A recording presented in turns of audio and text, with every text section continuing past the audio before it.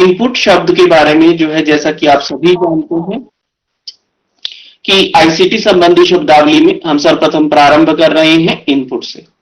Input जो है सामान्य भाषा में जो है इनपुट शब्द जो है आजकल विदेशज शब्द के रूप में हिंदी भाषा में भी स्वीकार्य है।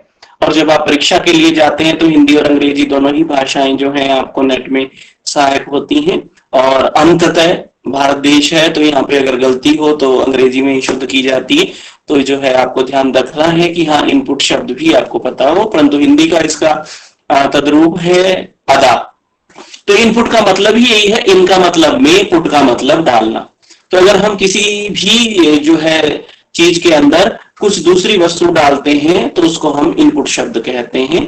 तो इसलिए जो है हम यहाँ पर कंप्यूटर के संदर्भ में बात कर रहे हैं, तो इसलिए कंप्यूटर टेक्नोलॉजी का शब्द है इनपुट का मतलब कि कंप्यूटर के अंदर आपकी वाणी, आपके विचार या आपके संबंधित आदेश कंप्यूटर तक पहुंचाना इनपुट के अंतर्गत आता है। आगे मैं डिवाइसेस की बात करूंगा तो वहां इसको आगे बढ़ाएंगे।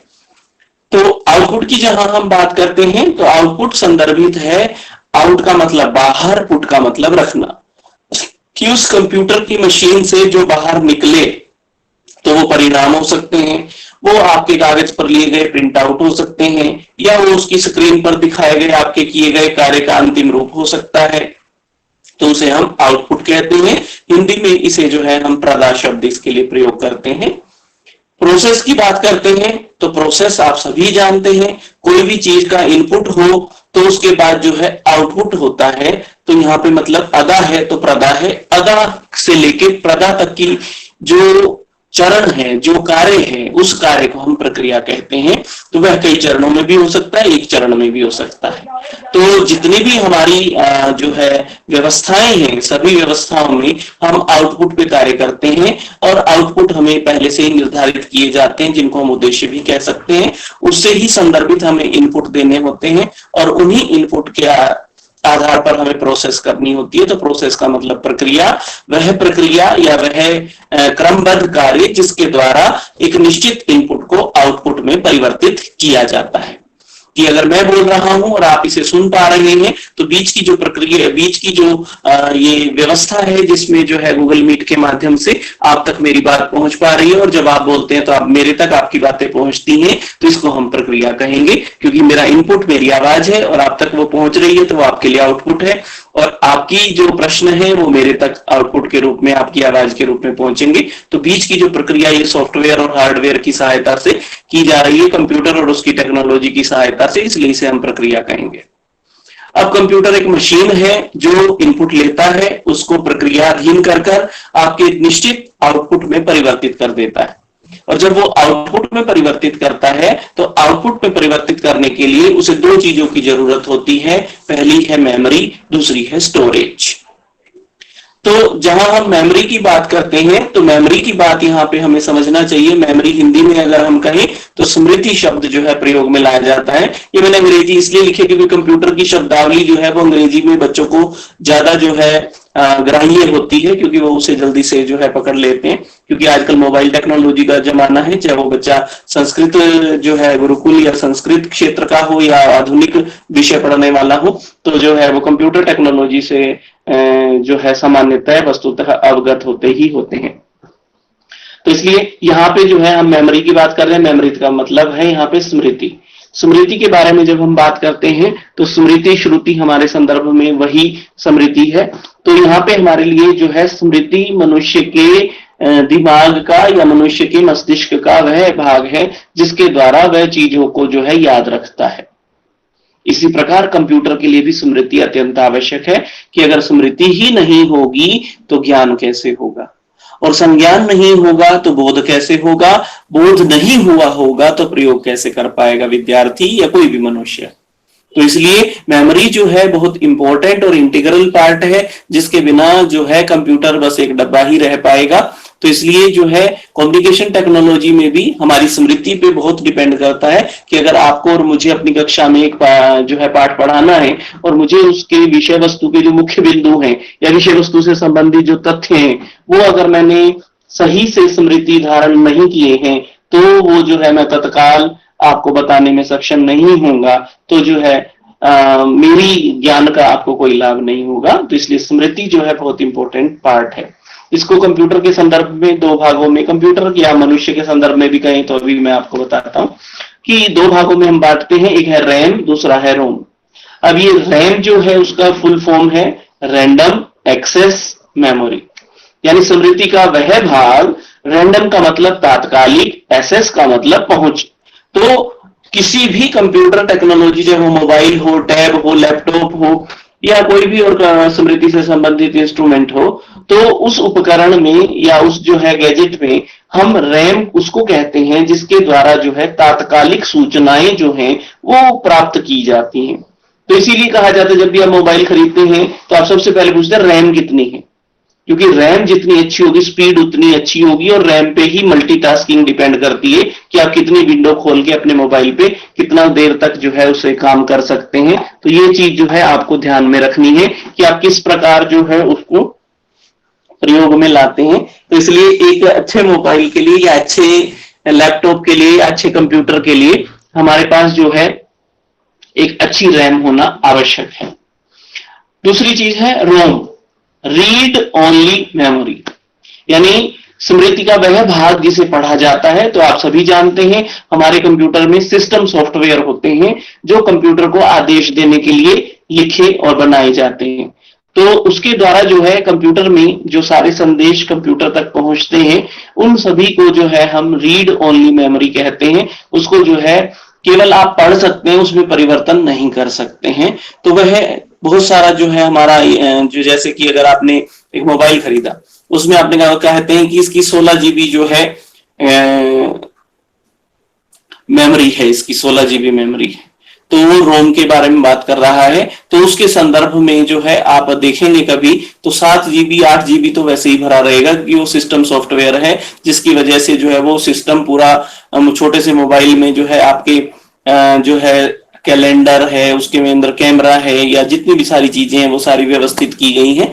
तो इसलिए रीड ओनली मेमोरी जो है ये सिस्टम सॉफ्टवेयर का वह रूप है जिसके अंतर्गत कंप्यूटर को निर्देश दिए जाते हैं कार्य करने के लिए, उसे जो है कहा जाता है। तो वो सारे निर्देश जो है उसके अंतर्गत हम जो है इसे कहते हैं। तो कई जगह जो है ये कंप्यूटर की भाषा जिसे हम बाइनरी लैंग्वेज कहते हैं उसके अंतर्गत लिखे जाते हैं। स्मृति को मापने की जो इकाई है वो है बिट। जैसे समय को मापने की इकाई है सेकंड, वैसे ही स्मृति को मापने की इकाई है बिट।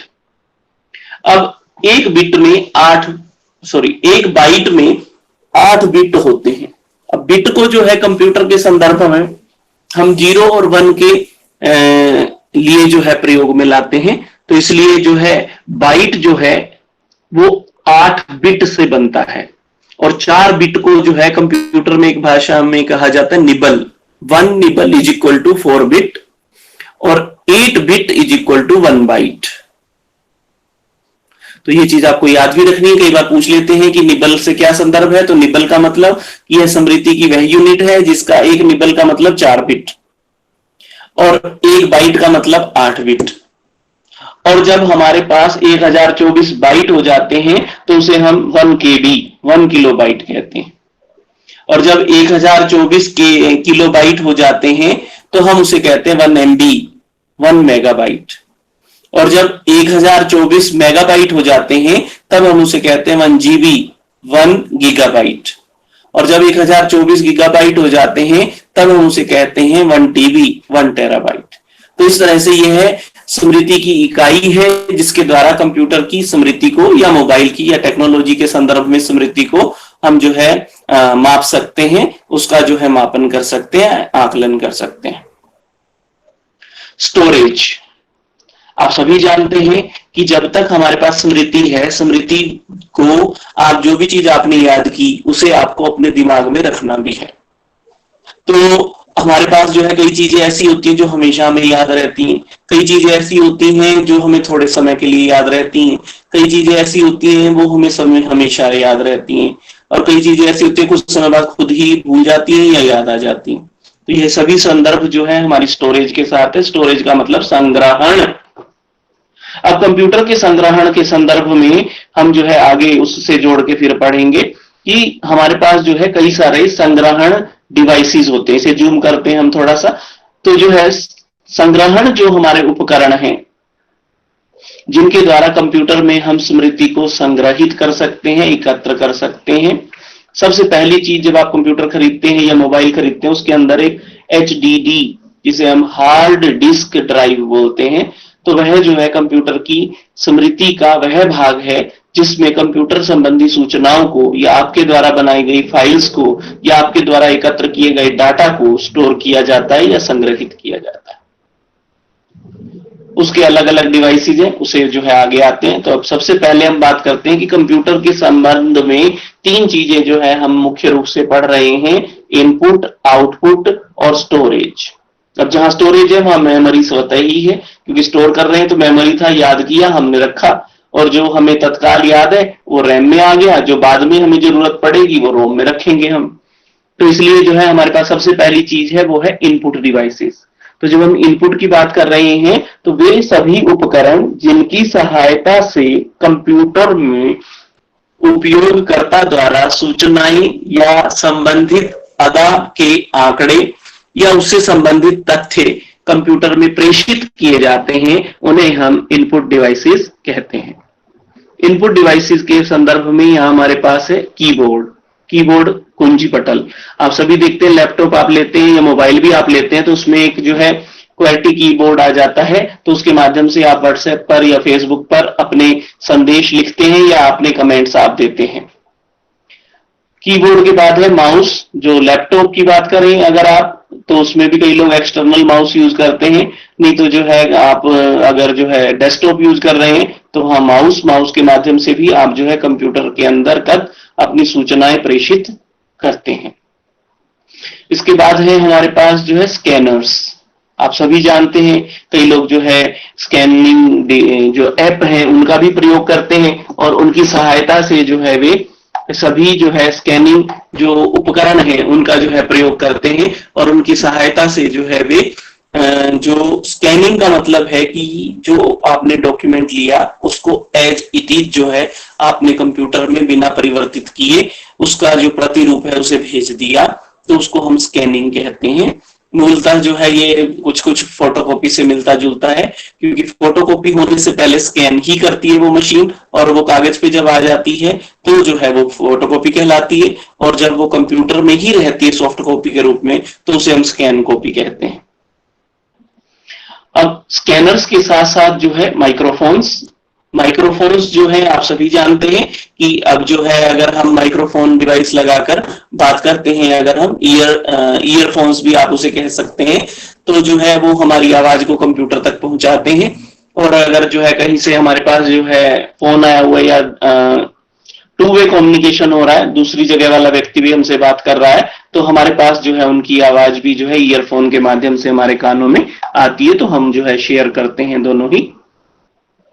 तो यहां जो है आपको इस तथ्य से अवगत होना चाहिए कि ये सभी जो है इनपुट मतलब अदा, कंप्यूटर में हमारी आवाज, हमारे अंक या हमारे संबंधित एबीसी या जो है हमारे जो है लिपि संबंधित जो तथ्य हैं, भाषा संबंधित जो तथ्य हैं, वो कंप्यूटर तक पहुंचाने के लिए हमें कीबोर्ड की जरूरत होती है, और उसको आदेश देने के लिए, अलग अलग कमांड देने के लिए हमें माउस की जरूरत होती है। अगर हमारे कोई डॉक्यूमेंट्स हैं उनको कंप्यूटर में जो है प्रतिलिपि बनाने के लिए हमें स्कैनर की जरूरत होती है, और अगर हमें आवाज को कंप्यूटर तक पहुंचाना है तो हमें माइक्रोफोन्स की जो है आवश्यकता होती है, ईयरफोन्स की हो सकती है। इसके बाद है आउटपुट डिवाइसेस। आउटपुट तो इसका मतलब ही यही है कि प्रदा संबंधित उपकरण जिससे जो है कंप्यूटर के अंतर्गत किए गए कार्य के जो परिणाम हैं उन परिणामों को प्राप्त किया जा सके। तो इसके लिए हमारे पास सर्वप्रथम है मॉनिटर, जिसे हम कंप्यूटर की भाषा में या आईसीटी की भाषा में हम वीडीयू कहते हैं। वीडीयू का मतलब ही है विजुअल डिस्प्ले यूनिट, यानी कंप्यूटर की वह इकाई जिसके ऊपर दृश्य प्रदर्शित होते हैं, तो वह उसका मॉनिटर या डिस्प्ले होता है जिसके ऊपर जो है हमें दिखाई देता है। तो वीडीयू विजुअल डिस्प्ले यूनिट के अंतर्गत वह आता है, तो वह जो है हमारा मॉनिटर होता है। दूसरा कि आपने लिखा, आपको उसकी हार्ड कॉपी चाहिए तो प्रिंटर के माध्यम से आप उसे निकाल सकते हैं। एक और अलग डिवाइस आता है प्लॉटर्स। प्लॉटर जो है एक आउटपुट डिवाइस है जिसकी सहायता से मानचित्र, जिसकी सहायता से आपके द्वारा बनाए गए ग्राफ, आपके द्वारा बनाए गए रेखा चित्र, आपके द्वारा बनाए गए भित्ति चित्र, उन सबको जो है आप प्राप्त कर सकते हैं। या सामान्यतः जो है घरों के जो नक्शे होते हैं वो बहुत बड़े बड़े होते हैं, तो जो है उनको जो है हम प्लॉटर की सहायता से, जो गाड़ियां होती हैं उनके जो नंबर प्लेट्स होते हैं आप देखते हैं अलग अलग डिजाइन के होते हैं, तो वे भी प्लॉटर्स की सहायता से जो है प्राप्त किए जाते हैं। कई जगहों पे जो है ये बैनर बनते हैं जिनको हम बोलते हैं, जैसे कार्यक्रम हो तो पीछे लगाने के लिए जो है वो बैनर बनता है, तो वे बैनर जो होते हैं वे भी जो है प्लॉटर की सहायता से जो है प्राप्त किए जाते हैं, बनाए जाते हैं। इसके बाद कि अगर आवाज की बात करें तो वहां भेजने के लिए स्पीकर था, भेजने के लिए माइक्रोफोन था, तो कंप्यूटर से आप तक पहुंचाने के लिए और अच्छी आवाज में पहुंचाने के लिए हमें स्पीकर्स की आवश्यकता होती है। तो जो है ध्वनि विस्तारक कह सकते हैं आप इसे स्पीकर को, तो जो है ध्वनि विस्तारक यंत्र की आवश्यकता होती है, तो स्पीकर उन्हें हम आउटपुट डिवाइसेस कहते हैं। स्टोरेज डिवाइसेस की बात करें अगर हम, तो स्टोरेज डिवाइसेस के अंतर्गत इसे हम थोड़ा जूम करते हैं ताकि हमें जो है स्पष्ट दिखाई दे। तो जो है स्टोरेज डिवाइसेस के अंतर्गत सबसे पहले जो है अभी के अकॉर्डिंग अगर हम बात करें तो स्टोरेज का मतलब ही ये है संग्रहण करना, इकट्ठा करना। तो उसके लिए अलग अलग उपकरण कंप्यूटर टेक्नोलॉजी में आईसीटी के संदर्भ में प्रयोग किए जाते हैं। तो सर्वप्रथम जो है हम बात कर रहे हैं सीडी की। एक एफडीबी होता है जिसे हम फ्लॉपी डिस्क कहते हैं, वो अब जो है इमटेरियल हो गई है, उसका ज्यादातर लोग प्रयोग नहीं करते हैं। और कंप्यूटर भी अगर आप खरीदते हैं आजकल डेस्कटॉप या लैपटॉप, तो उसमें भी उसे चलाने की कोई जो है स्थान या व्यवस्था नहीं रखी जाती। इसी तरह से सीडी कॉम्पैक्ट डिस्क, इसको फुल फॉर्म कहते हैं कॉम्पैक्ट डिस्क। अब इसकी क्षमता जो है रखी जाती है कि लगभग 700 MB तक का डाटा जो है इसमें स्टोर हो जाता है एक समय पर। परंतु कई सीडी में जो है वो रीराइटेबल होगी या नहीं होगी, ये सभी कंप्यूटर में भी नहीं होती व्यवस्था। तो इसलिए कंप्यूटर जो सीडी राइट करते हैं वो तो सब करते हैं, परंतु रीराइट कर पाएंगे ऐसा सभी में नहीं होती। तो इसलिए जो है सीडी के बाद जो है उसका उससे उन्नत वर्जन जो है वो है डीवीडी, जिसे हम बोलते हैं डिजिटली वर्सेटाइल डिस्क। तो ये जो है सिंगल प्लेटेड भी होती है और डबल प्लेटेड भी होती है। अगर हम उसे कहें तो सिंगल प्लेटेड की जो कैपेसिटी है वो लगभग 25 GB तक होती है, और डबल प्लेटेड की होती है वो अप टू जो है 50 GB तक जो है डाटा स्टोर कर सकती है। इसके बाद है हार्ड डिस्क ड्राइव, जिसको हम जो है कहते हैं कंप्यूटर के संदर्भ में कि हर एक कंप्यूटर में एक हार्ड डिस्क होती है। हार्ड डिस्क का मतलब ही यही है कि वह स्टोरेज के लिए प्रयोग की जाती है। आजकल जो कंप्यूटर आ रहे हैं उनमें तो 1 टेराबाइट तक की हार्ड डिस्क आ रही है स्टोरेज के लिए, परंतु आजकल जो है डाटा हम सब लोगों के पास ज्यादा है, तो कई लोग मैंने देखा है एक्सटर्नल हार्ड डिस्क भी आजकल आती है। तो आप अपने मोबाइल से उसे लगा के आपके जो फोटो हैं या आपकी कोई स्मृतियां हैं या आपसे संबंधित कोई डाटा है तो आप उसको जो है उसमें स्टोर कर सकते हैं। हार्ड डिस्क ड्राइव के बाद है पीडी। आप सभी इस पीडी से अवगत हैं। पीडी का मतलब जहां हम कहें तो पेन ड्राइव।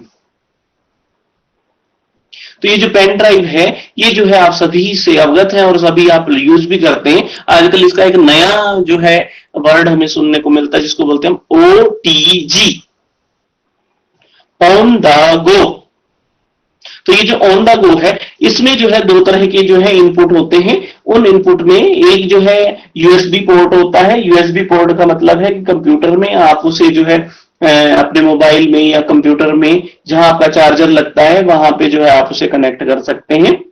और जो है जो हमारा जो है दूसरा उसका पोर्ट होता है वो आपके मोबाइल में भी हो जाता है। तो इसका मतलब आप अपने मोबाइल से लैपटॉप में या जो है डेस्कटॉप से मोबाइल में आप अपने डाटा को ट्रांसफर कर सकते हैं। ऑन द गो इसलिए कहा जा रहा है, आते जाते समय, चलते समय आप जो है जब भी आपके पास थोड़ा सा समय आप उसे जो है प्रयोग में ले सकते हैं। तो पेन ड्राइव और ओटीजी एक ही बात लगभग कह सकते हैं, परंतु पेन ड्राइव का मतलब जो कंप्यूटर में प्रयोग हो रही है और जब हम ओटीजी कह रहे हैं तो वो जो है उभयनिष्ठ है, वो कंप्यूटर और मोबाइल दोनों में एक ही समय में प्रयोग में लाई जा सकती है। परंतु दोनों ही जो है फ्लैश मेमोरी का प्रयोग, टेक्नोलॉजी का प्रयोग करते हैं, जिसके लिए जो है तात्कालिक जो उसमें शोर होता है और साथ ही साथ स्टोरेज कैपेसिटी अच्छी होती है। अब इसके बाद जो है हमारे पास है SSD। आजकल आप देखते होंगे लैपटॉप अगर आप खरीदते हैं तो उसमें कई जगह लिखा होता है SSD। तो ये जो SSD है इसको बोलते हैं हम सॉलिड स्टेट ड्राइव। जैसे हार्ड डिस्क ड्राइव बोला वैसे हमने सॉलिड स्टेट ड्राइव। तो बस दोनों में डिफरेंस जो है आपको पता होना चाहिए, याद भी रखना चाहिए कि जो हार्ड डिस्क ड्राइव है उसकी जो है स्टोरेज कैपेसिटी अगर हम कहें तो लगभग दोनों की बराबर या ज्यादा भी हो सकती है, उसके अंतर्गत डिफरेंस नहीं। डिफरेंस क्या है कि हार्ड डिस्क ड्राइव रहती है तो उसमें स्टोरेज के समय पे शोर की हमें जो है देखने को मिलता है, और साथ ही साथ जो है वो स्टोरेज कैपेसिटी के लिए जो टेक्निक है जो SSD की है वो फ्लैश टेक्नोलॉजी को करती है, और जो हार्ड डिस्क की है वो ऑप्टिकल टेक्नोलॉजी को प्रयोग में लाती है। तो इसलिए जो है शोर जो है वो इसमें थोड़ा कम होता है और इसकी विश्वसनीयता बढ़ जाती है। सूचनाओं का जो हमें रिट्रीवल होता है, रिट्रीवल का मतलब तत्काल जो प्राप्ति होती है वो SSD में थोड़ा सरलता से होती है, ऐसा माना जाता है उसके संदर्भ में। अब एक जो है SD कार्ड भी आप सभी जानते हैं कि SD कार्ड भी जब हमारा मोबाइल होता है तो उसमें कहते हैं कि इसकी जो मेमोरी है वो 64 GB तक और 128 GB तक एक्सटेंड कर सकते हैं, तो उसके लिए आप एक SD कार्ड उसमें जो है डाल दें। तो SD कार्ड भी जो है हमारे लिए स्टोरेज को जो है रखने के, स्टोरेज करने का जो है एक उपकरण है, उसको भी जो है हम स्मृति को संग्रहित करने के लिए या अपने डाटा को संग्रहित करने के लिए प्रयोग में लाते हैं। आजकल नई टेक्नोलॉजी आ गई है, लोग अपना कुछ भी प्रयोग में नहीं लाना चाहते। तो जो भी टेक्नोलॉजी अवेलेबल है उससे हम कैसे लाभान्वित हो सकते हैं, तो नई टेक्नोलॉजी जो है जिसको हम नाम ले रहे हैं वो है क्लाउड स्टोरेज। आप सभी जानते हैं, सभी ने मेल आईडी बना रखी होगी, सभी जो है आप ईमेल का प्रयोग करते हैं। ईमेल आईडी में जो है हमारे पास जो है हर एक, अगर गूगल ड्राइव है, हमारे गूगल है, आपके पास गूगल का ईमेल आईडी है, तो गूगल जो है अपने गूगल मेल के साथ आपको जो है गूगल ड्राइव फ्री देता है।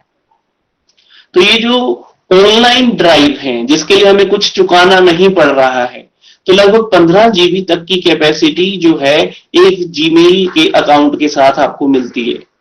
तो अगर आपके पास कोई इंपॉर्टेंट आपके पास डाटा है, आप टीचर प्रोफेसर या कहीं कार्यरत हैं, आपको पेन ड्राइव लेने में कई बार भूल जाते हैं या जो है हमें कई बार उसकी जरूरत नहीं होती है, या जो है और कभी कभी ऐसा होता है कि हमें तत्काल आवश्यकता होती है, तो उसके लिए जो है हम इसका प्रयोग कर सकते हैं। तो आप अपना G ड्राइव पे, या जो है अगर आप MS ऑफिस मोबाइल में प्रयोग करते हैं तो उसका देखा होगा आपने, वन ड्राइव होती है उनकी, तो जो है आप उसके प्रयोग में कर सकते हैं। तो इसको हम क्लाउड स्टोरेज बोलते हैं और उसी का रूप हमने लिखा है ड्राइव्स। तो उन G ड्राइव को या वन ड्राइव को आप प्रयोग में ला सकते हैं और उसमें अपना डाटा सेव रख सकते हैं, और जहां कहीं आप जाते हैं ऑन द गो या जब कभी आपको आवश्यकता होगी तो आप उसका उपयोग कर सकते हैं, आपको वह प्राप्त हो सकता है। इसके बाद जो है ऊपर दो शब्द हमारे रह गए थे, उन्हीं को जो है वापस ऊपर जाते हैं। एक है PC, आप सभी जानते हुए P for personal, C for computer.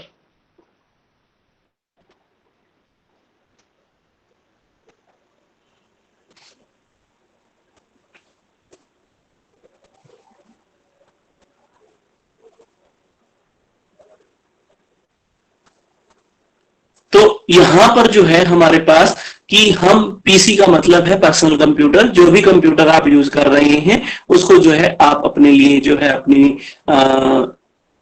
जो भी आपके पास पूरा कंप्यूटर जिसमें इनपुट आउटपुट और जो है स्टोरेज प्रोसेस सब कुछ है, पूरा कंप्लीट सेट बन रहा है, जिसमें जो है मॉनिटर है, जिसमें CPU है, जिसमें जो है आपका जो है कीबोर्ड है, माउस है, ये सारी चीजें जोड़ के जो एक पूरा सिस्टम बन रहा है उसे हम PC कह रहे हैं, क्योंकि आउटपुट डिवाइसेस आपकी इच्छा के ऊपर है, आप उसे रख भी सकते हैं और आप उसका बाहर से भी उसको आउटसोर्स कर सकते हैं। अब BIOS भी कई लोग इसमें बोलते हैं, बाइनरी इनपुट आउटपुट सिस्टम। आप सभी जानते हैं कि कंप्यूटर की जो प्रणाली है वह बाइनरी सिस्टम है। बाई का मतलब द्वि, और जो है नरी जो शब्द जोड़ा बाइनरी का मतलब द्विआधारी। द्विआधारी मतलब दो आधार हैं, उसके दो अंकों का प्रयोग किया जाता है, 0 for of stage, 1 for on stage. तो 0 और 1 का जो है उसमें प्रयोग किया जाता है और उसके अंतर्गत जो है हम उसको प्रयोग में लाते हैं। अब यहां पर जो है हमारे पास आगे हम बढ़ते हैं। सीपीयू आप सभी ने जो है सुन रखा होगा कि जब हम सीपीयू प्रयोग में लाते हैं तो सीपीयू के लिए जो है आपके पास जो शब्द आता है सेंट्रली प्रोसेसिंग यूनिट।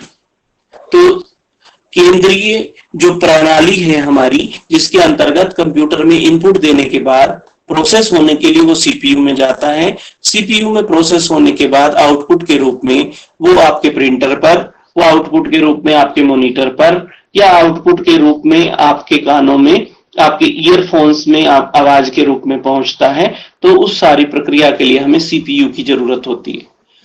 तो इसके लिए जो है एक जो शब्द है जिसको बोलते हैं प्रोसेसर। प्रोसेसर जो है वो कंप्यूटर का दिमाग आप कह सकते हैं, कंप्यूटर को स्पीड प्रदान करता है, और सीपीयू को भी कंप्यूटर का माइंड कहते हैं। तो कंप्यूटर को स्पीड प्रदान करने के लिए एक समय था, पेंटियम जो है को जो है हम प्रोसेसर के रूप में यूज करते थे, पेंटियम 1, 2, 3।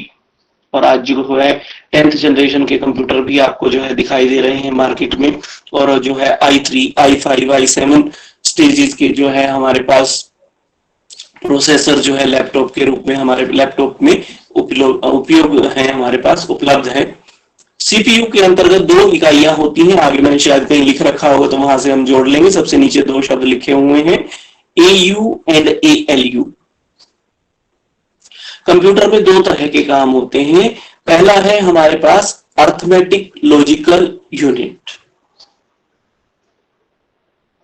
अर्थमेटिक लॉजिकल यूनिट का मतलब है यहां पर हमारे पास कि हम उसको किस तरह की कंप्यूटर में प्रोसेस करना है। तो एएलयू का मतलब अगर गणितीय संकल्पनाएं हैं जहां पर अंकों का प्रयोग है, वहां कंप्यूटर में प्रोसेसिंग के लिए एएलयू की आवश्यकता होती है। अब उसको स्मॉल फॉर्म में कई लोग एयू भी कह देते हैं, जिसको हम जो है अर्थमेटिक लॉजिकल के लिए हमने एएल यूज किया, तो यहाँ पे जो है अर्थमेटिक यूनिट बोल देते हैं उसे। तो इसलिए जो है यहाँ हमें इस तथ्य को समझने के लिए कि सीपीयू जो है इस तरह से, एक और इसके अंदर मैंने शायद लिखा नहीं, वो है एलयू। एलयू का मतलब हुआ लॉजिकल यूनिट। कंप्यूटर में जो है 2-3 तरह से सूचनाएं दी जाती हैं। पहला है अंकों के माध्यम से, जिसको हम बोलते हैं बाइनरी सिस्टम। कंप्यूटर में जो है एक जो है डेसिमल सिस्टम भी होता है, जिसको हम दशमलव प्रणाली कहते हैं, जिसमें 0 से 9 तक के अंक होते हैं। एक जो है उसके अंदर हेक्साडेसिमल सिस्टम होता है, जिसके अंदर जो है 0 से 9 तक के अंक आते हैं, और जो है A से F तक के अक्षर आते हैं। इसी प्रकार जो है जो डेसिमल प्रणाली है वो सबसे ज्यादा यूज होती है। तो ये जितने भी मैंने बोले कि चाहे जो है बाइनरी सिस्टम हो, डेसिमल सिस्टम हो, हेक्साडेसिमल सिस्टम हो, ये सभी के अंतर्गत अंकों का प्रयोग होता है। जबकि जो हेक्साडेसिमल है उसमें अंकों के साथ शब्द वर्णों का भी प्रयोग हो रहा है, अक्षरों का भी प्रयोग हो रहा है। तो उसको हम जो है अल्फा न्यूमेरिक सिस्टम कहते हैं। अल्फा न्यूमेरिक का मतलब ही यही है कि वहां पर अल्फा का मतलब ही है कि अंक, और न्यूमेरिक अल्फा का मतलब है अक्षर और न्यूमेरिक का मतलब है अंक। तो इस तरह से जो है अल्फा न्यूमेरिक है। परंतु जहां हम लॉजिकल कह रहे हैं तो वहां मैथमेटिक्स, स्टैटिस्टिक्स और जो है खासकर लॉजिकल ट्रेनिंग जहां कहीं होती है, वहां पर जो है हमारे पास जो हम शब्द प्रयोग में लाते हैं, करते हैं, वो है लॉजिकल यूनिट। उसके लिए जो गणित की संकल्पना प्रयोग में लाई जाती है उसको हम बोलते हैं बूलियन अलजेब्रा। तो आप लोगों ने अगर कंप्यूटर के संदर्भ में जिसने कोई कोर्स किया हो या आप जानते हो, तो वहां पर जो है और, एंड, नेंड, नोर, इस तरह के शब्दों का प्रयोग करते हुए जो है हम संकल्पनाएं करते हैं, गणनाएं करते हैं।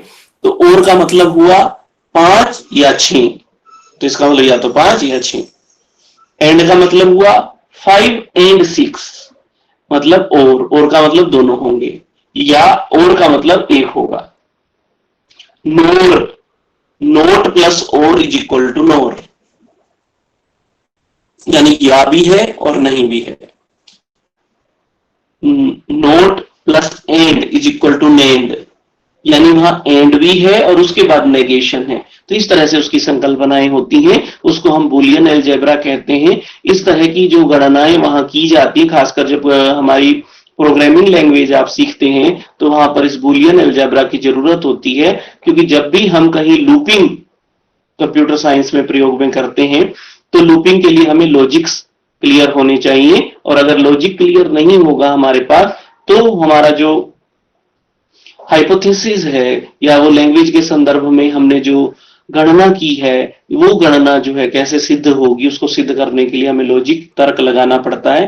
तो यहाँ आपको थोड़ा सा मैं संदर्भित कर दूं कि दर्शन शास्त्र में भी लॉजिक पढ़ाया जाता है, तो जो है वहां कुछ संदर्भ उसका उस लॉजिक का इस तर्क से है। तो यहाँ पे तर्क आप कह सकते हैं शब्द, लॉजिक यूनिट मतलब तार्किक यूनिट। उस तर्क के संबंधित जो तथ्य होते हैं वो जो है लॉजिकल यूनिट के अंतर्गत होते हैं।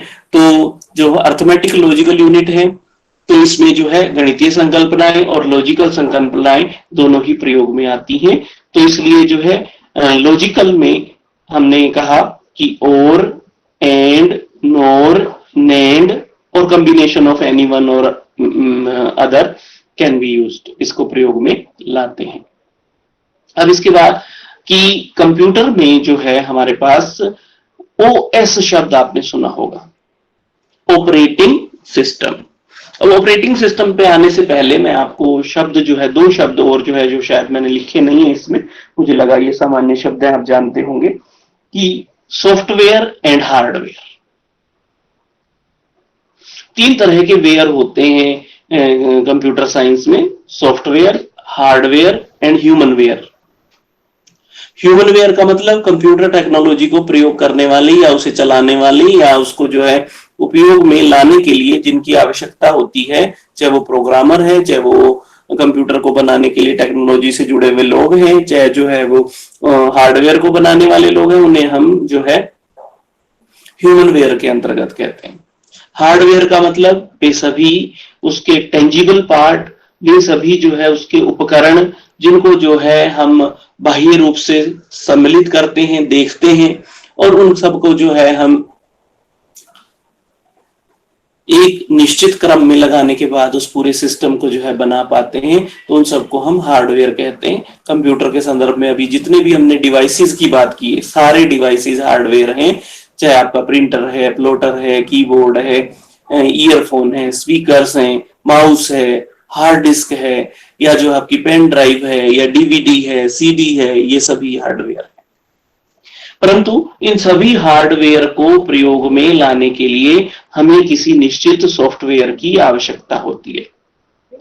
तो सॉफ्टवेयर का मतलब ही यही है कि कंप्यूटर को चलाने के लिए प्रोग्रामिंग का वह पक्ष जो कंप्यूटर को क्रियाशील बनाता है उसे हम सॉफ्टवेयर कहते हैं। या जो आपके द्वारा दिए गए संदेशों को कंप्यूटर को समझने में और कंप्यूटर के द्वारा किए गए कार्य को आप तक समझने योग्य भाषा में परिवर्तित कर कर भेजने में जो प्रणाली प्रयोग में लाई जाती है उसे हम सॉफ्टवेयर कहते हैं। अब सॉफ्टवेयर दो प्रकार के होते हैं। पहला होता है हमारे पास सिस्टम सॉफ्टवेयर और दूसरा होता है एप्लीकेशन सॉफ्टवेयर। सिस्टम सॉफ्टवेयर का मतलब वे सॉफ्टवेयर जो सिस्टम को गतिशील, क्रियाशील बनाते हैं, यानी सिस्टम को चलने के लिए जो कंप्यूटर को ये बताएं कि आप मशीन नहीं हैं, आप जो है कार्यशील, आप काम करने, आप सिर्फ एक डिब्बा नहीं है, आप एक क्रियाशील मशीन है, उस प्रोग्राम को हम सिस्टम सॉफ्टवेयर कहते हैं।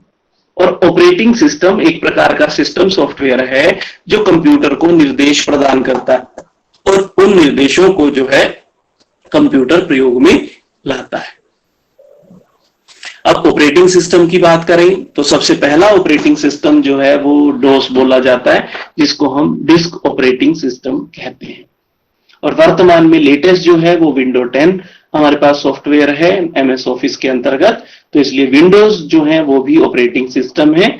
यूनिक्स भी जो है एक ऑपरेटिंग सिस्टम था जहां पे हम मल्टीटास्किंग करते हैं, वहां पे जो है लैन में हम प्रयोग में लाते हैं, तो वहां पे हम जो है इसको प्रयोग में लाते हैं।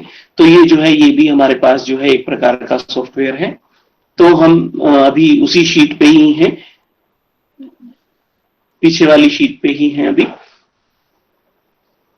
तो ये जो है हमारे पास सिस्टम सॉफ्टवेयर हो गए। तो सिस्टम सॉफ्टवेयर में ऑपरेटिंग सिस्टम में हमारे पास आ गया हमारा विंडोज हो गया, या जो है हमारे पास जो है हमारा डोस जो है पुराना सिस्टम था।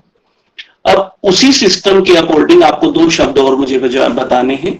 अब पहले आपको वहां स्पष्ट कर दूं कि ये सिस्टम सॉफ्टवेयर है, इसके बाद आता है एप्लीकेशन सॉफ्टवेयर।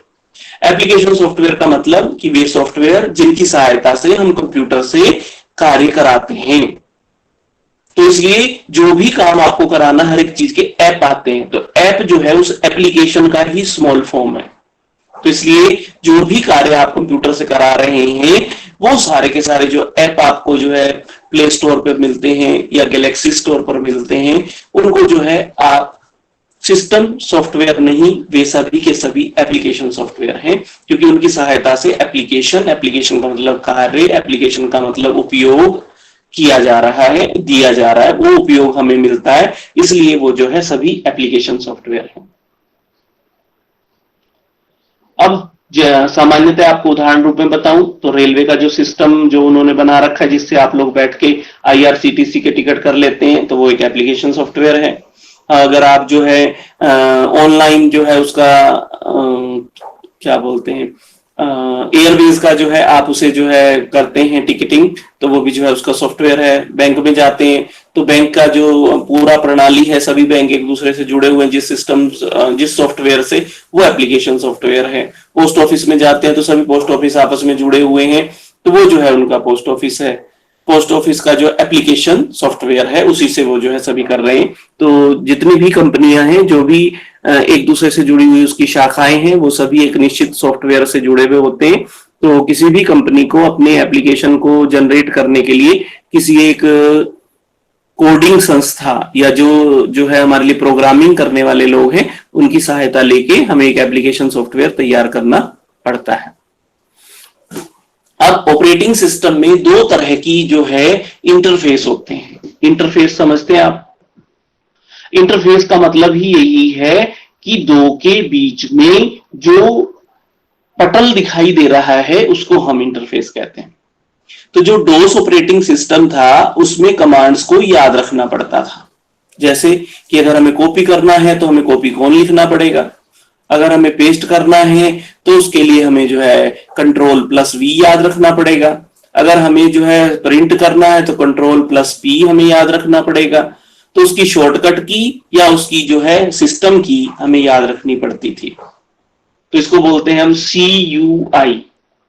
CUI का मतलब कैरेक्टर यूजर इंटरफेस। कैरेक्टर का मतलब है यहां पर अक्षर, कैरेक्टर का मतलब है वर्ण। तो जहां शब्दों का, भाषा का प्रयोग करके कमांड को याद रखा जाता है उसको हम CUI कहते हैं। डोस जो है CUI ऑपरेटिंग सिस्टम का उदाहरण है। उसके बाद आया हमारे पास कि लोगों का टाइम वेस्ट होता है कमांड को याद रखने में, और जो है वो उन्हें ज्यादा रुचिकर भी नहीं लगता और वो ज्यादा अट्रैक्टिव भी नहीं दिखता। तो इसलिए वो दूसरे स्तर पे आते हैं और जो है फिर यूजर को थोड़ा सा जो है आराम दिया गया और इस तरह की जो है व्यवस्था की गई जिसको हम बोलते हैं GUI, graphical user interface. Graphics का मतलब जिसमें आवाज है, ग्राफिक्स का मतलब जिसमें चित्र है, ग्राफिक्स का मतलब जिसमें जो है दृश्य है, ग्राफिक्स का मतलब जिसमें एनिमेशन है, ग्राफिक्स का मतलब जिसमें मूवी है, स्टिल पिक्चर्स हैं या मूविंग पिक्चर्स हैं। तो इसलिए अभी आप देखेंगे कि जैसे ही जो है अगर आप विंडो ऑपरेटिंग सिस्टम यूज करते हैं तो आपको कोई कमांड याद नहीं रखनी, आप फाइल करते हैं क्लिक तो फाइल पे ही ऑप्शन आती है कि आप इसे रीनेम करना चाहते हैं, आप इसे सेव करना चाहते हैं, आप ओपन करना चाहते हैं, न्यू खोलना चाहते हैं, प्रिंट करना चाहते हैं, या अभी जो लेटेस्ट फाइल है वो कौन कौन सी है वो आपको दिखा देता है। तो अगर हम disk operating system CUI character user interface use कर रहे होते तो हमें वो सारे की सारी कमांड्स हर एक के लिए याद रखनी पड़ती, परंतु ये ग्राफिकल यूजर इंटरफेस है तो हम जो है उसको देखकर उसको क्लियर करते हैं और उसमें सारी चीजें जो है पॉपअप मेनू के रूप में हमारे पास जो है पॉपअप होके आ जाती हैं और उस मेनू में और उस जो है सारिणी में हमें वो सारी कमांड्स दिख जाती है और हम उनका आवश्यकता अनुसार प्रयोग कर सकते हैं। तो क्या होता है, इससे जो है सॉफ्टवेयर में अट्रैक्शन आता है, यूजर का जो है समय बचता है कि उसे कमांड याद नहीं रखनी है, और जो है कमांड याद रखने के साथ साथ उसमें गलतियां हो जाती थी, इसमें वो गलती होने का भी चांस थोड़ा कम हो जाता है, क्योंकि कमांड कई बार मिक्स होती हैं। तो कई बार मैं कंट्रोल सी कॉपी की जगह कंट्रोल पेस्ट कंट्रोल वी कर देता हूं, या वी की जगह पी कर देता हूं, तो उसमें भी जो है गलती हो जाती है। जबकि GUI में आप क्लिक करते हैं और बाई चांस गलत क्लिक हो जाता है, तो आप पुनः दोबारा क्लिक करके वहां पे वापिस आ जाते हैं। इसके बाद आता है हमारे पास कंप्यूटर नेटवर्क। ये हार्डवेयर से जुड़ा हुआ टॉपिक है, तो परंतु एक आइडिया आपको होना चाहिए कि जब हम कंप्यूटर को आपस में जोड़ते हैं, नेटवर्क की जरूरत क्यों पड़ती है, ये जो है तथ्य आपको समझना चाहिए कि नेटवर्क की जरूरत जो है हमें पड़ती है जब हम जो है किसी ऐसी संस्था में हैं, या जब हम जो है शेयरिंग करना चाहते हैं अपने रिसोर्सेज की, या अपने रिसोर्सेज को जो है एक दूसरे के साथ जो है शेयर करते हुए उपयोग में लाना चाहते हैं, तो वहां पर जो है हम इसका उपयोग करते हैं। यहाँ पर हमारे पास रिसोर्सेज कम है, या हम उन रिसोर्सेज को उपयोग में लाना चाहते हैं, या उपयोगकर्ता पर थोड़ी सी रिस्ट्रिक्शन रखना चाहते हैं, तो वहां हम जो है इनका नेटवर्क का प्रयोग में लाते हैं। इन्हीं के जो है 3 रूप जो है मुख्यतः प्रयोग में होते हैं। पहला है हमारे पास लैन, जिसे हम बोलते हैं लोकल एरिया नेटवर्क। छोटे क्षेत्र में थोड़ी सी जगह पे, जहां पे जो है हमें कई कंप्यूटर को आपस में जोड़ के और उसके जो किसी एक सर्वर कंप्यूटर से जोड़ के, जहां पर ज्यादा जो है कैपेसिटी की हार्ड डिस्क और उसके जो डिवाइसेस हैं उनको शेयर करते हैं, उसकी हार्ड डिस्क को वो सभी कंप्यूटर शेयर करते हैं, या उसके जो है प्रिंटर को शेयर करते हैं, या उससे जुड़ी हुई अन्य सुविधाओं को वो जो है शेयर करते हैं, तो उसको जो है हम लोकल एरिया नेटवर्क, ज्यादातर कॉलेजेस में जो कंप्यूटर्स होते हैं वो लैन से जुड़े हुए होते हैं। तो इसकी सीमा जो है कुछ मीटर तक ही होती है, या ये कहें कि एक बिल्डिंग के अंतर्गत जो है आप इसे कह सकते हैं। इसके बाद आता है हमारे पास मैन। मैन का मतलब हुआ मेट्रोपॉलिटन एरिया नेटवर्क। आप देखते हैं कि किसी किसी ऑफिस के जो है कई कई शाखाएं होती हैं। जैसे कोरियर कंपनी अगर आप कहें, तो उसके हो सकता है शहर में 10 जगह जो है सेंटर हो, तो जो है वो अपने सारे कंप्यूटर को जो है कनेक्ट करे रखते हैं, और उनको कनेक्ट करने के लिए इसको हम इंट्रानेट शब्द भी बोल देते हैं, कि उनकी सभी की सभी शाखाएं जो है वो आपस में एक दूसरे से जुड़ी हुई हैं, और उसको जो है हम मेट्रोपॉलिटन एरिया नेटवर्क, तो इसकी सीमा जो है एक शहर के अंतर्गत आप इसे कह सकते हैं, तो कुछ किलोमीटर तक का क्षेत्र इसके अंतर्गत आ सकता है। ज्यादातर हमारे शहर का जो है केबल नेटवर्क, या आपके यहाँ पे कोई जो है प्रयोग होने वाली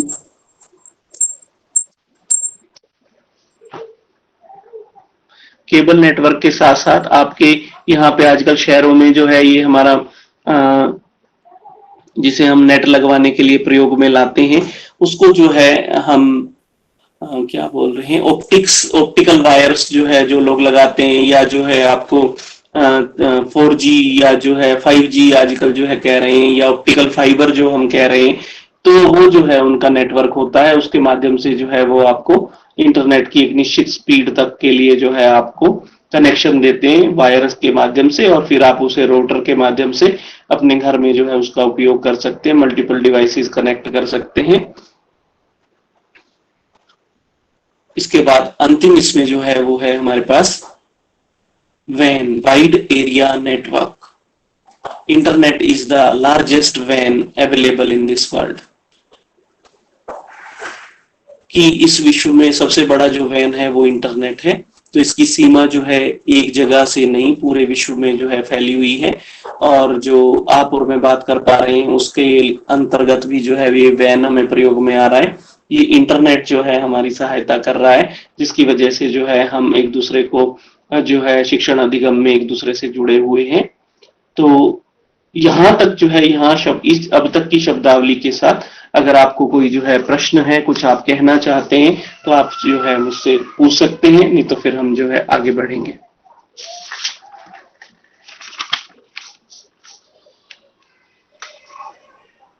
गुरुजी SSD वापस समझा दीजिए।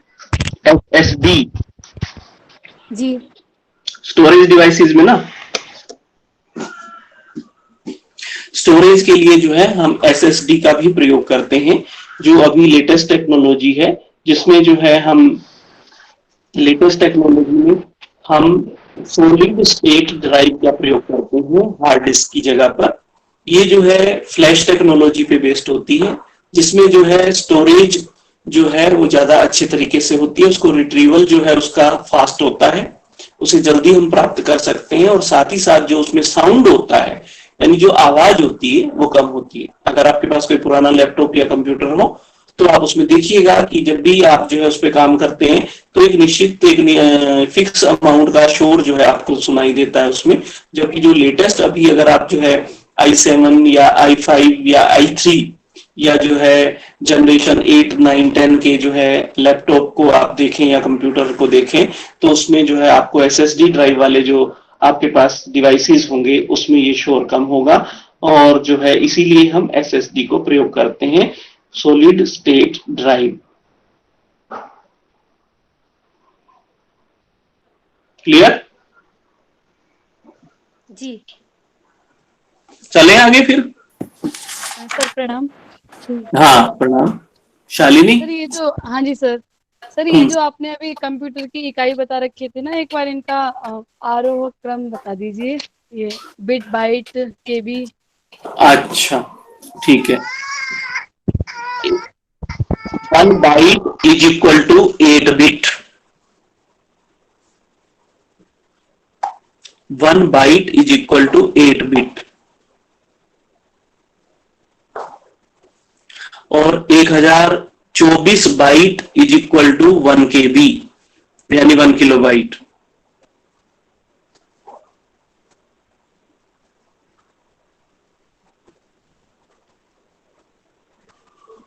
और 1024 kilobyte is equal to 1 MB 1 megabyte. और 1024 MB यानी megabyte is equal to 1 GB gigabyte. और 1024 GB is equal to 1 terabyte.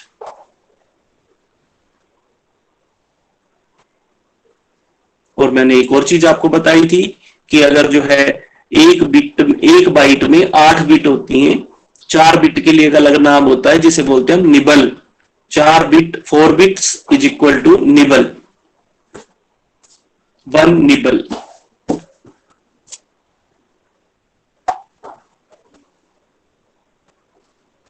Thank you sir.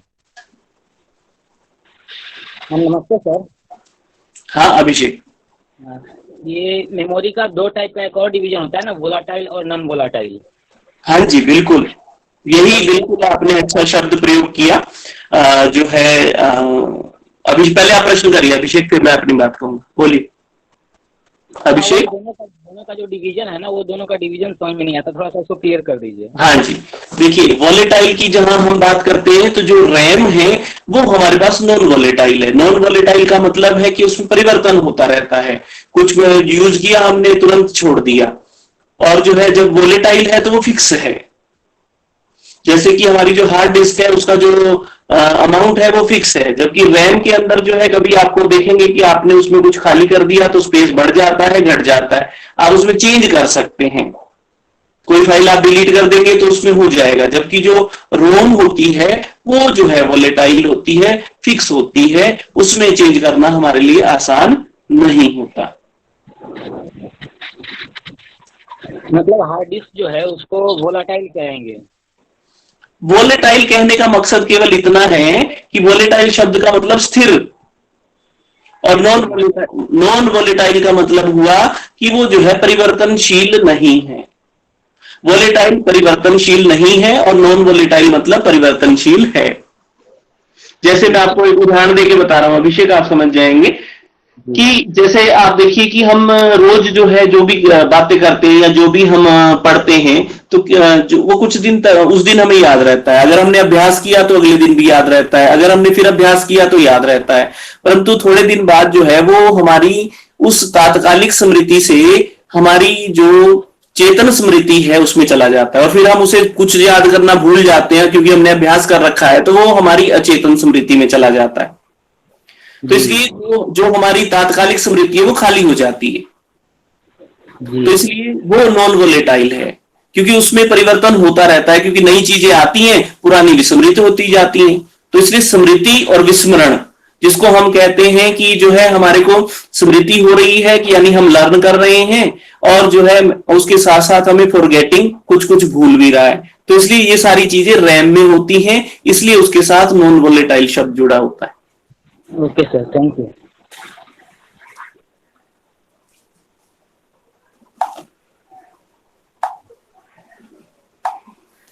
चलें आगे।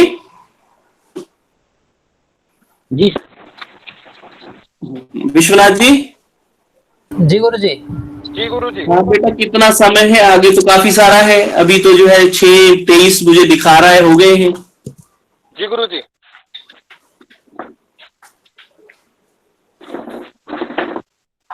क्या आगे समय बढ़ाया जाए सभी के हिसाब से फिर, और थोड़े से गुरु जी और कितने समय लग जाएंगे? ये पेज पलटूंगा अगर मैं तो इससे भी ज्यादा है, आगे समय तो लगेगा बेटा। हाँ, तो जैसे सबके मांग के हिसाब से हम देखें कि आज चर्चा कीजिए तो कल।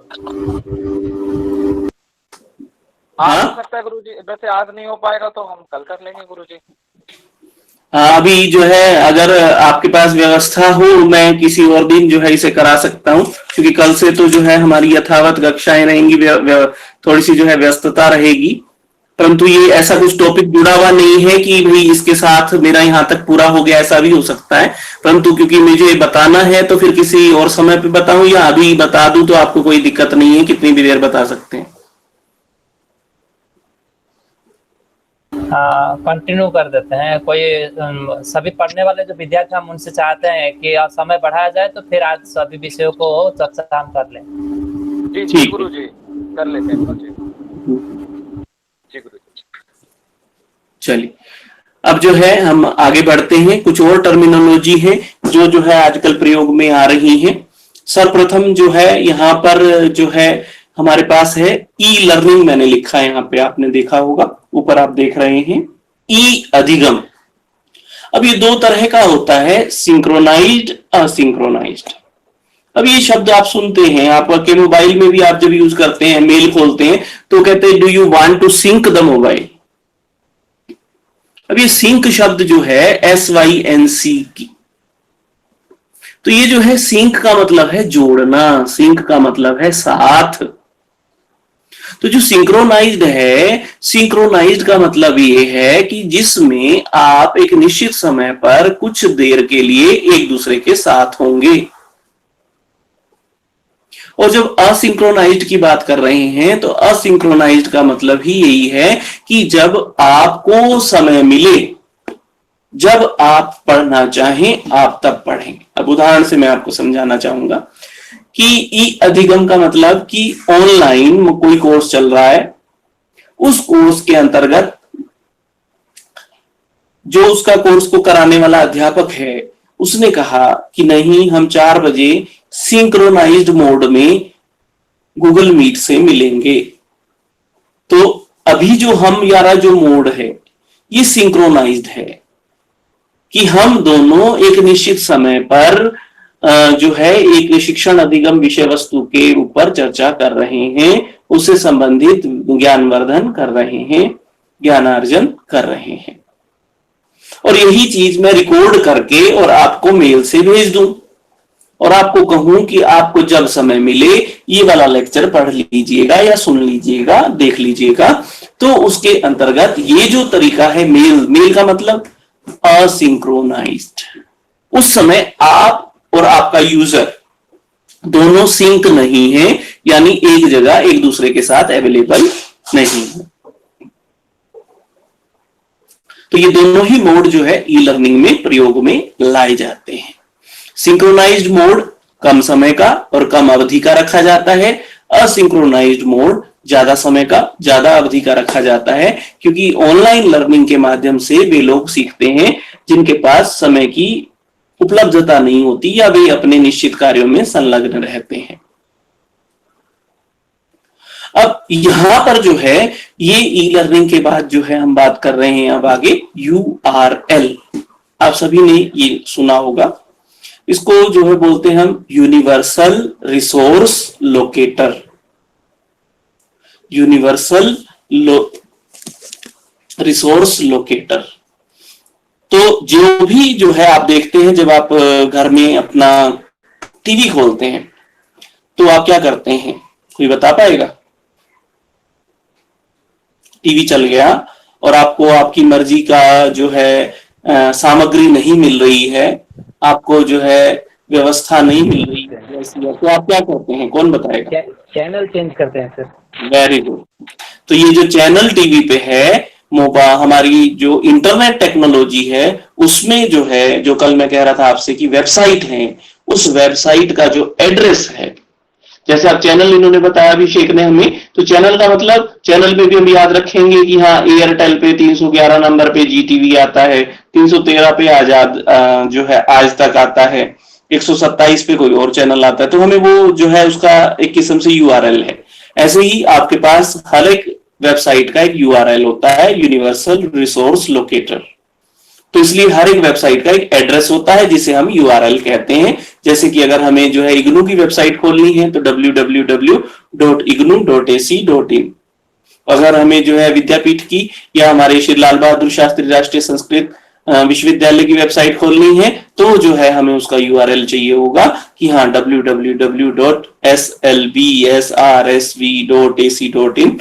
तो उस तरह से जो है आप उसकी वेबसाइट को जो है असेस कर सकते हैं, ये उसका यूआरएल हुआ।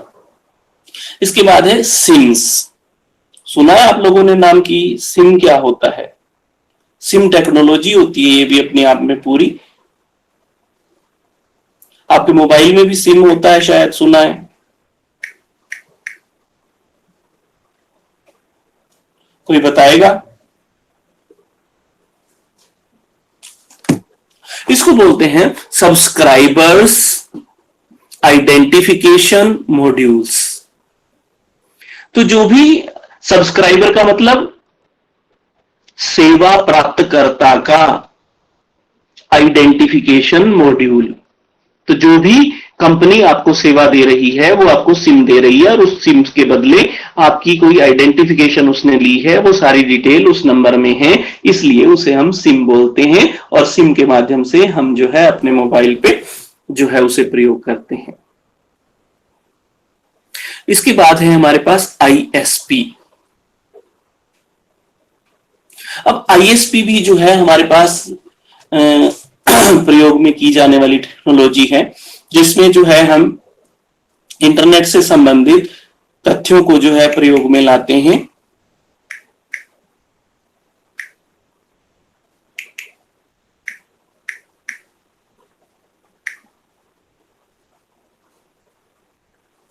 आपने सुना ही होगा कि जो भी कंपनी आपको सर्विस प्रोवाइड कर रही है उसको जो है हम सर्विस प्रोवाइडर कहते हैं। तो इसलिए आईएसपी का मतलब हुआ इंटरनेट सर्विस प्रोवाइडर।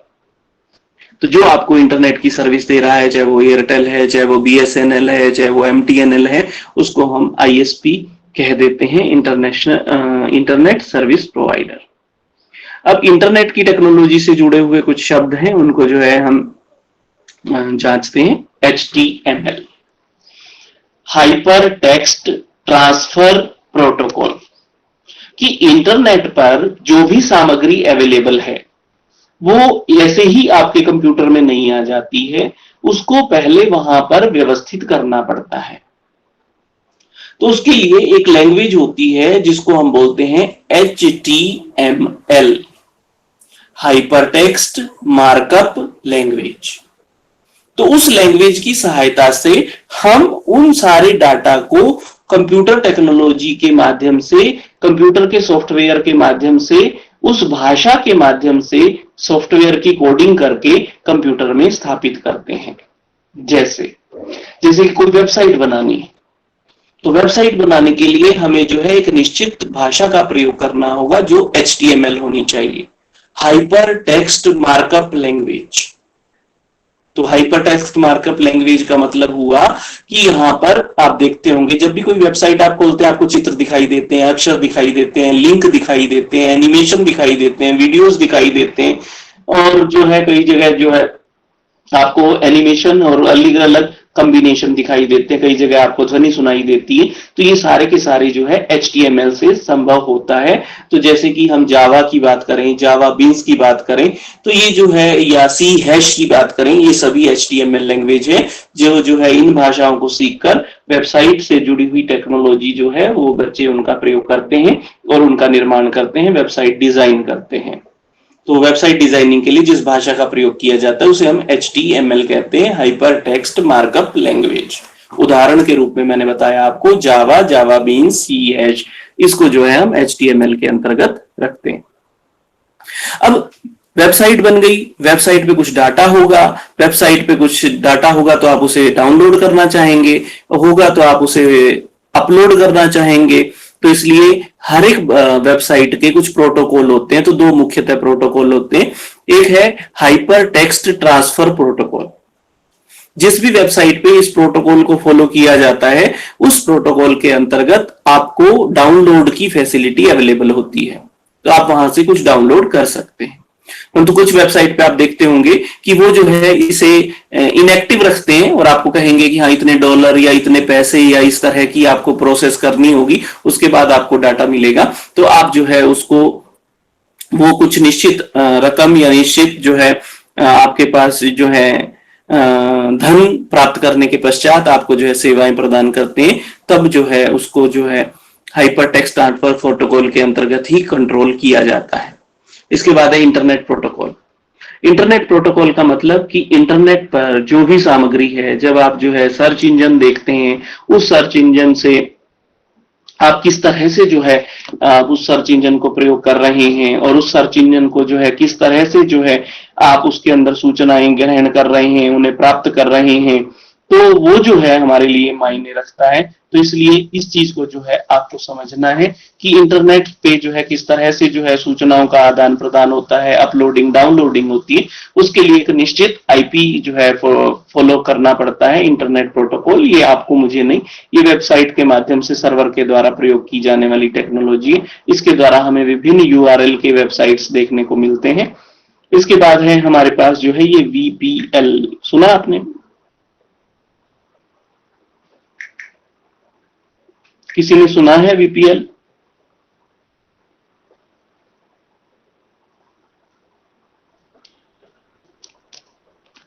ये जो है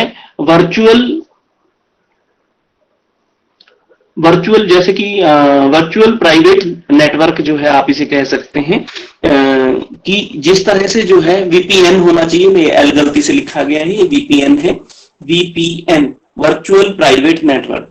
जैसे कि आपने किसी जो है कंपनी से आपने जो है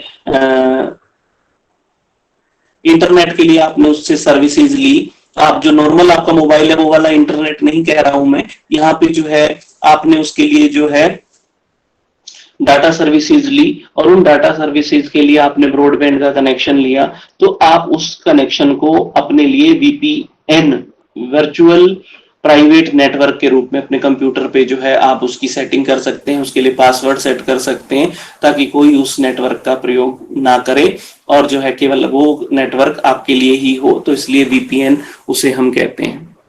हैकिंग आप सभी जानते होंगे कि हैकिंग जो है अच्छी बुरी दोनों ही होती है। आप सभी जानते हैं कि हैकिंग एक टेक्निक है जिसके अंतर्गत प्रोग्रामर किसी प्रोग्रामिंग भाषा को डिकोड करके, एक कोड होता है, कोड का मतलब उसे लिखा जा रहा है, डिकोड का मतलब कि उसको जो है समझा जा रहा है कि इसका मतलब क्या, इसका मतलब क्या, तो उसे डिकोड करके और आपकी जो सूचनाएं हैं उन्हें वो चुरा लेते हैं, तो इसको जो है हम हैकिंग कहते हैं। अब यहाँ पे एक और शब्द भी आपको बता दूं, फिशिंग, PHISING। कई सारी वेबसाइट पे आपके पास ईमेल आप खोलते हैं तो कितने सारे मेल आ जाते हैं। एक मेल आया होता है आपको इतने डॉलर मिलेंगे, आप इतना ये चीज कर दीजिए, ये कंडीशन पूरी करिए, तो कई जगह वो आपसे पैसे मांगते हैं कुछ भी, तो ये जो है इसको बोलते हैं फिशिंग। इंटरनेट के माध्यम से लोगों को पैसे के लालच में फंसाकर और उनसे उनकी सूचनाएं और पैसा जो है प्राप्त करना, ये जो है फिशिंग कहा जाता है। अब हैकिंग जो है वो दोनों ही है। अब जो है किसी सरकार द्वारा, किसी संस्था द्वारा, या जो है किसी देश की किसी क्या कहें कि जो खुफिया तंत्र है उस देश का, गुप्तचर सेवाएं हैं, वो अगर इसका प्रयोग कर रहे हैं देश की सुविधा के लिए तो उसे जो है हम एथिकल हैकिंग कहते हैं। और जो है जो दूसरे लोग प्रयोग करते हैं जो किसी को नुकसान पहुंचाने के लिए, तो उसे हम हैकिंग शब्द प्रयोग में कहते हैं। हैक का मतलब ही होता है कि किसी को जो है दबाव में लाकर और वहां से जो है सूचनाएं प्राप्त कर लेना।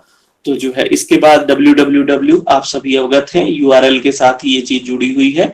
वर्ल्ड वाइड वेब, हर एक वेबसाइट का एक एड्रेस होता है, उसी एड्रेस के आधार पर आप उसे ट्रेस करते हैं, इंटरनेट के माध्यम से आप उसे प्राप्त करते हैं, तो उसको जो है हम www वर्ल्ड वाइड वेब कहते हैं।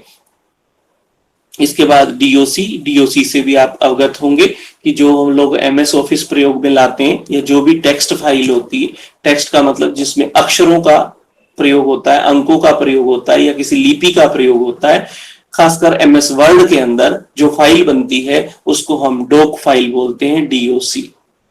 और उसे टेक्स्ट फाइल भी कई लोग बोल देते हैं, तो उसको जो है हम डॉक्यूमेंट फाइल, फुल फॉर्म हुई इसकी डॉक्यूमेंट का मतलब दस्तावेज, टेक्स्ट का मतलब अक्षरों से संबंधित। MS ऑफिस के अंदर ही दो चीजें और होती हैं, एक है आपके पास जो है PPT अगर आप MS पावर पॉइंट का प्रयोग कर रहे हैं, उसके अंदर जो चीजें आप बना रहे हैं और जो फाइल आपके पास बनकर तैयार होती है उसको जो है हम बोलते हैं पावर पॉइंट प्रेजेंटेशन, इसलिए लिखा PPT, पावर पॉइंट प्रेजेंटेशन। और इसी प्रकार जो है एक और चीज है जिसमें आप आंकड़े, संख्याएं, उनकी गणनाएं, उनसे संबंधित चार्ट बनाना, उनसे संबंधित गणनाएं करना, उनसे संबंधित तथ्यों को प्राप्त करना, उसके लिए जो आप शीट प्रयोग में लाते हैं तो उसको जो है आप एक्सेल में प्रयोग में लाते हैं और उसके लिए जो फाइल बनकर तैयार होती है उसका एक्सटेंशन होता है .xls और उस फाइल का नाम हो जाता है एक्सेल शीट। और जो है आजकल गूगल पे भी शीट्स जो है आपके पास एक ऐप अवेलेबल है जिसमें आप MS ऑफिस उस शीट में प्रयोग में कर सकते हैं। अलग से अगर आप MS ऑफिस नहीं है तो आप गूगल शीट्स में भी उसका प्रयोग कर सकते हैं। इसके बाद जो है हमारे पास मेन जो इंपॉर्टेंट चीज है वो है ईमेल। आप सभी जानते हैं कि जो है इलेक्ट्रॉनिकली जो मेल किया जाता है उसको जो है इंटरनेट की सहायता से एक पते से दूसरे पते पर, एक ईमेल आईडी से दूसरी ईमेल आईडी पर भेजा जाता है, उसे जो है हम ईमेल कहते हैं। तो इसमें जो है इसको मैंने जिस तरह से टू का मतलब आपको किसी का एक ईमेल आईडी पता है उसको आप भेज सकते हैं। वहां दो चीजें होती हैं, CC BCC। अब CC का मतलब है कार्बन कॉपी, टू का मतलब जिसको भेजा, कार्बन कॉपी का मतलब हमने इसको भी भेजा, तो दोनों के एड्रेस दिखाई देंगे। परंतु अगर आप BCC कर देते हैं, उसका BCC का फुल फॉर्म है ब्लाइंड कार्बन कॉपी। तो अगर आप BCC कर देते हैं तो BCC वाले को ये पता नहीं चलेगा कि किस किस को ये भेजा गया है, उसे केवल ये पता चलेगा कि सिर्फ मुझे ही भेजा गया है। तो इसलिए अगर आप कहीं कार्य करते हैं और आपको जो है किसी को वो फाइल भेजनी है और आप ये भी चाहते हैं कि दूसरे अधिकारी को पता ना चले, तो कहीं जो है अगर बड़े अधिकारी को आप BCC कर दीजिए और अपने समकक्ष को आप 2 या CC कर दीजिए, जिससे कि आपकी वो काफी बड़े अधिकारी के पास भी चली जाएगी और आपके समकक्ष को पता भी नहीं चलेगा कि वो कॉपी उनके पास चली गई, तो वो BCC। उसके बाद है body of message. Body of message का मतलब जो भी आपको लिखना है संदेश, तो ईमेल का मैसेज लिखने के कई सारी जो है प्राथमिकताएं हैं या कई सारी जो है कंडीशंस हैं, वो जो है हमें पता होनी चाहिए, या कई सारी जो है सावधानियां हैं।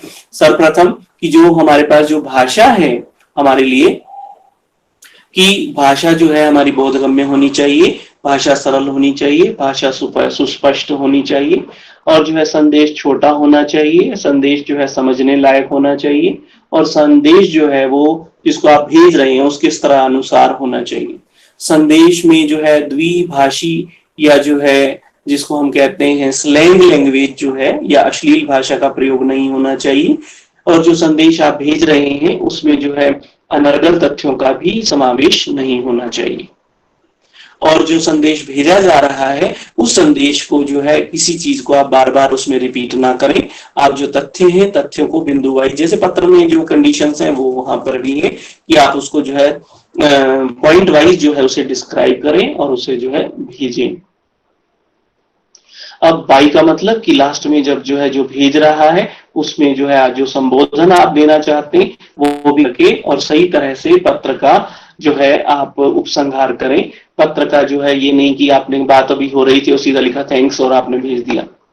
तो जो ईमेल लिखा जाता है, ऑफिशियल की बात कर रहा हूं, आपस में आप कैसे भी भेज सकते हैं, उसकी कोई दिक्कत नहीं। ऑफिशियल का मतलब if you are a assistant professor in a university and you are sending email to your dean और हेड और the vice chancellor or to any organization, then you must have to constrain these points in your mind that your email should be follow all these conditions or all these prescriptions required for a good email। एक अच्छी email के लिए जो है जो तथ्य सूचनाएं होनी चाहिए उनका जो है आप समावेश करके ईमेल को भेजें। और इसके बाद जो है इंटरनेट से संबंधित कई सारी बातें हो गई। दो तीन चीजें मुझे लगी कि ये और जो है बता दूं। इंटरनेट आप सभी जानते हैं दुनिया का सबसे बड़ा नेटवर्क है जिसको हम WWW भी कहते हैं, वर्ल्ड वाइड वेब के नाम से भी हम उसे जानते हैं। और जो है दुनिया का सबसे बड़ा नेटवर्क है, उसको जो है हम वैन के रूप में भी जानते हैं, वाइड एरिया नेटवर्क। तो इसके अंतर्गत जो है हमारे पास इसी की वजह से जो है आज सारा विश्व जो है जो कोरोना महामारी से पीड़ित है, फिर भी अधिगम चल रहा है, फिर भी सूचनाओं का आदान प्रदान चल रहा है, फिर भी सारी चीजें जो है हम एक दूसरे से कह सुन पा रहे हैं। तो ये इंटरनेट की वजह से ही लोगों ने लॉकडाउन का समय गुजारा, क्योंकि उस समय ज्यादातर लोग अपने मोबाइल और अपने टीवी और अपने लैपटॉप और अपने अपने काम पे, और आज सभी हम लोग ऑनलाइन अपना कार्य कर पा रहे हैं। तो इंटरनेट ही उसके लिए उपयोगी है और सहायक है। तो जब भी हमें सूचनाएं सर्च करनी होती हैं तो सर्च करने के लिए हम सर्च इंजन का प्रयोग करते हैं। तो सर्च इंजन मतलब कंप्यूटर पर सूचनाओं को प्राप्त करने के लिए जिन सॉफ्टवेयर का उपयोग किया जाता है, जिस एप्लीकेशन सॉफ्टवेयर का उपयोग किया जाता है उसे हम सर्च इंजन कहते हैं। गूगल जो है सबसे ज्यादा उपयोग किया जाने वाला सर्च इंजन है। ऐसे ही बिंगो जो है वो भी एक जो है सर्च इंजन है। इसके साथ साथ जो है हम अगर बात करें तो जो है हमारे पास याहू का भी एक सर्च इंजन है। तो अगर आप जो है इस तरह से आप जो है हिंदी में अगर हम बात करें तो खोज, भारतीय खोज, इस तरह से जो है आपके पास सर्च इंजन अवेलेबल है। इसके बाद OER कल भी हमने बात की थी, ओपन एजुकेशनल रिसोर्सेज, कि इंटरनेट पे कार्य करने वाली जो लोग हैं, संस्थाएं हैं, दो तरह के। एक ये मानते हैं कि सूचनाओं पे एक निश्चित लोगों का कंट्रोल होना चाहिए, और एक ये मानते हैं कि सूचनाएं सबके लिए होनी चाहिए, सर्वसुलभ होनी चाहिए और सबके लिए उपयोगी होनी चाहिए। तो इसलिए वो लोग भी जो है इस चीज को समझते हैं। तो इसलिए कई सारी संस्थाएं हैं, कई सारे जो है ऑर्गेनाइजेशन है, उन्होंने ऑनलाइन लाइब्रेरीज बना रखी हैं, उन्होंने जो है अपने सारे कंटेंट को ऑनलाइन डाल रखा है। तो आप चाहें तो उसे पढ़ सकते हैं, उसका उपयोग कर सकते हैं और उससे सीख सकते हैं। तो इस तरह के जो रिसोर्सेज हैं, इस तरह के जो संसाधन हैं, उसको हम OER बोल रहे हैं। और यूनिसेफ ने भी इसके बारे में जो है गाइडलाइन जारी की है और इसको विकास करने के लिए जो है कहा है कि शिक्षा जो है वो सबके लिए होनी चाहिए और सबको इंटरनेट पे जो प्राप्त हो रहा है ज्ञान है वो सबको सुलभ होना चाहिए। तो इसलिए OER के क्षेत्र में बहुत काम हो रहा है। और इसके लिए जो है अभी यानी ये कह सकते हैं हम कि इस तरह के रिसोर्सेज जिसके लिए कोई लाइसेंस की आवश्यकता नहीं होती, जिन्हें आप में से कोई भी डाउनलोड कर सकता है, प्रयोग कर सकता है, उसको हम OER कहते हैं। OER का मतलब ओपन एजुकेशनल रिसोर्सेज, यानी खुले शैक्षिक संसाधन, या ये कहें ऐसे शैक्षिक संसाधन जो सबके लिए खुले हैं, सबके लिए ओपन है, कोई रिस्ट्रिक्शन नहीं है, कोई जो है वहां पे बंधन नहीं है, उसे हम OER कहते हैं।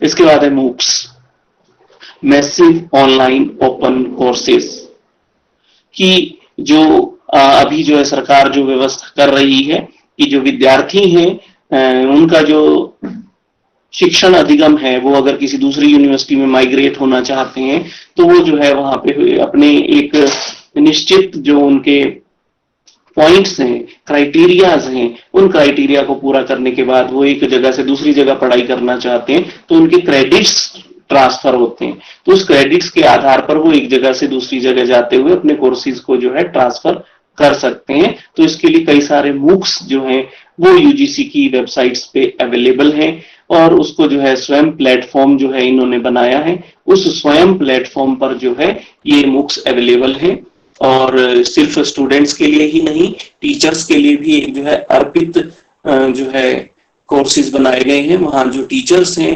जो स्कूल के, कॉलेज के, यूनिवर्सिटी के, वो भी जो है अपने ज्ञान को अद्यतन कर सकते हैं, अप टू डेट कर सकते हैं। वो भी वहां से जो है कोर्सेज कर सकते हैं और वहां से किए गए कोर्स के आधार पर ही कोई व्यक्ति जो है उनका क्रेडिट ट्रांसफर हो सकता है और वो एक जगह से दूसरी जगह जब माइग्रेट होगा तो उससे कोई दिक्कत नहीं होगी। परंतु अभी इन सारी प्रणालियों को गतिमान रूप लेने में भारत में समय लगेगा, तो इसलिए मुक्स जो है अभी विदेशों में काफी प्लेटफॉर्म हैं इनके, परंतु अभी इंडियन प्लेटफॉर्म में जो है वो स्वयं है, स्वयं के माध्यम से इसको किया जा सकता है। विदेशों में कहें तो बहुत सारे इसके जो है प्लेटफॉर्म है, वहां पे जो है इसको उपयोग में लाया जा रहा है और उपयोग में जो है किया जा रहा है। तो जो है वैसे तो काफी सारी और सारी भी टर्मिनोलॉजी होगी, परंतु जहां जहां जो जो हमें नेट के लिए उपयोगी होंगी, मैंने उन सबको जो है समावेश करके बताने का प्रयास किया है। अपेक्षा करता हूं कि ये सभी चीजें आपके लिए लाभकारी होंगी और आप सभी की सफलता में सहायक होंगी। इन्हीं शब्दों के साथ आपकी सफलता के शुभ आशीष करते हुए, ईश्वर से आपकी सफलता की कामना करते हुए मैं अपनी वाणी को विराम दूंगा। धन्यवाद, आभार। जी, बहुत धन्यवाद सर, आपने बहुत ही अच्छे से, बहुत ही समय हम लोग के लिए दिया। आपका बहुत बहुत धन्यवाद और आपके चरणों में प्रणाम सर जी, और सभी विद्यार्थियों की तरफ से भी आपके चरणों में प्रणाम। धन्यवाद सर। गुरुदेव, हम कब मिलेंगे पुनः, जब भी समय होगा फिर एक बार पुनः मिलेंगे आपके साथ। जी जी जी, तब तक विदा लेते हैं। आभार, धन्यवाद जी को भी प्रणाम और सभी विद्यार्थियों को भी धन्यवाद सर। प्रणाम। धन्यवाद महोदय। Thank you. धन्यवाद।